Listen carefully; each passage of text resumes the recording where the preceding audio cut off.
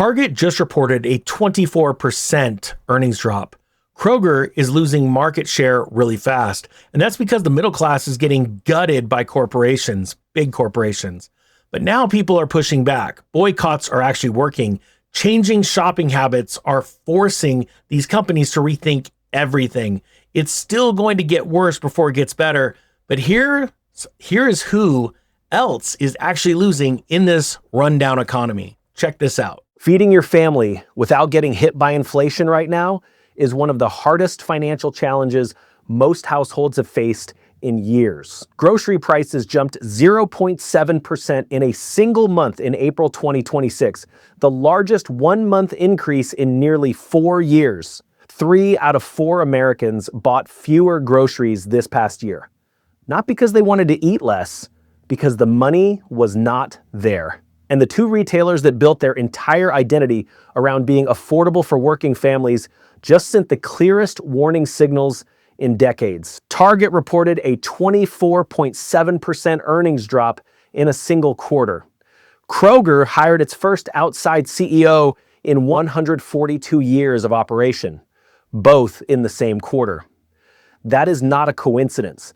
That is confirmation that the consumer is already winning the first round, and most people do not realize it yet. By the end of this video, you are going to know exactly what happened the last time American consumers held this kind of leverage and what they forced the industry to do. Which stores are beating the major chains on price right now by 20 to 40% on the same items, and why every dollar you redirect away from the retailers raising prices on you makes the next price cut more likely, not less. The pressure is working. Here is the proof, and here is how to use it. Here is what shoppers are really doing and why it matters. In 2026, 89% of shoppers have already changed their habits. More than half are buying store brands instead of national brands. 64% say they will buy less food if prices keep rising. Household spending plans dropped from 12.2% to 8% over the past year. The consumer sentiment for May 2026 was 44.8, marking the 3rd month in a row of decline and just below the June 2022 low. The Conference Board Consumer Confidence Index is at 93.1. These numbers are not just opinions. They reflect real spending as seen in the earnings reports of the biggest retailers. People are not avoiding grocery stores because of a protest. They are buying less because they simply do not have the money. This is a financial revolt, not a political one, and that makes it even stronger. This difficult cycle puts stores in a tough spot. When fewer people buy, retailers have only 2 options. They can lower prices to attract customers, which cuts into their profits and puts pressure on suppliers. Or they can keep prices the same or raise them to make up for lost profits. But then people who are already buying less will cut back even more. There is no clear choice.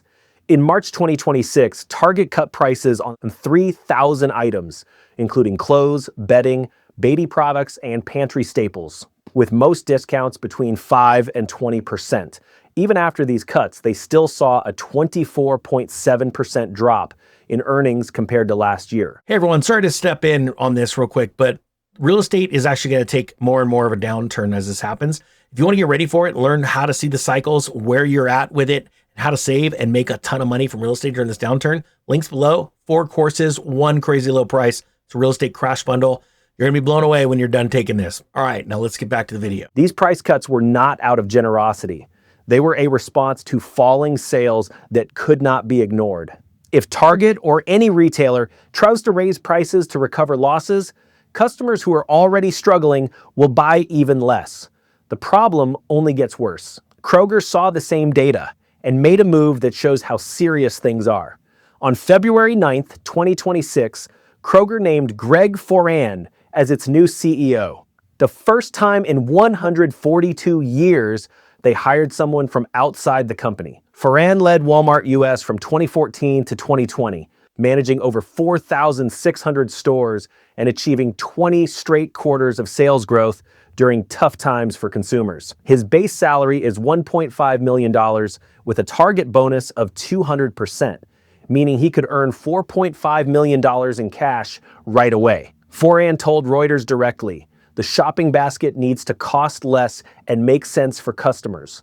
Boards do not offer $4.5 million up front unless they know the business is in trouble. They do it when the numbers show customers have left and will not return on their own. McDonald's CEO Chris Kempczinski publicly warned that a two-tier economy is forming, with price-sensitive shoppers on one side and everyone else on the other. He gave this warning the same quarter McDonald's introduced McValue 2.0, offering $3 items and $4 meal deals.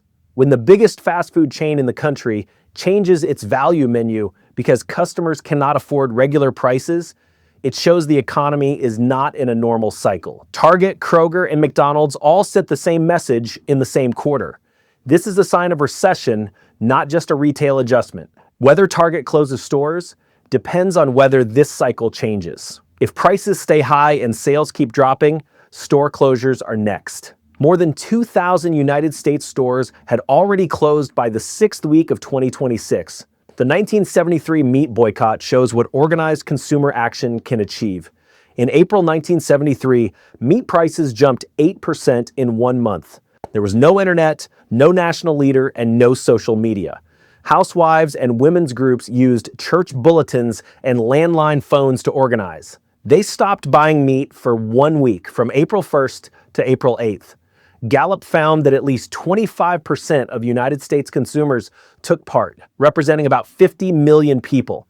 Time magazine called it the most successful boycott by women since Lysistrata. The result was that President Nixon put price ceilings on beef, pork, and lamb. Just 1 week of restraint by a quarter of shoppers changed federal pricing policy. In 2026, 89% of shoppers have already changed their habits. The scale of change now is already more than 3 times what happened in 1973. Target cut 3,000 prices because falling sales forced their hand. The lesson from 1973 is that if the pressure keeps up, more changes will follow. Here is some practical advice. You do not need to shop at Target or Kroger to eat well. Aldi mostly sells their own brands, making up 90% of their products. Their prices for pantry staples are usually 20 to 40% lower.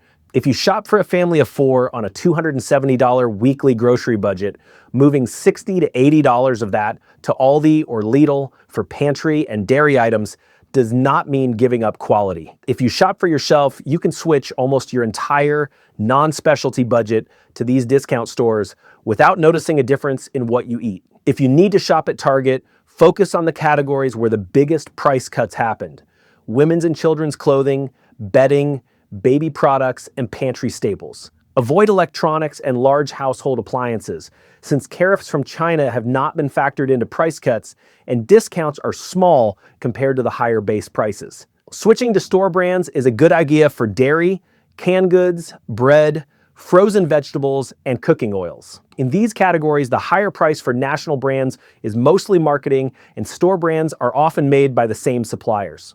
Kroger's Simple Truth and Target's Good and Gather are the fastest growing store brands because the quality is almost the same as national brands. Store brands are less reliable for some proteins and specialty items, where there are real differences in sourcing and quality. The cash envelope method is more than just a way to budget.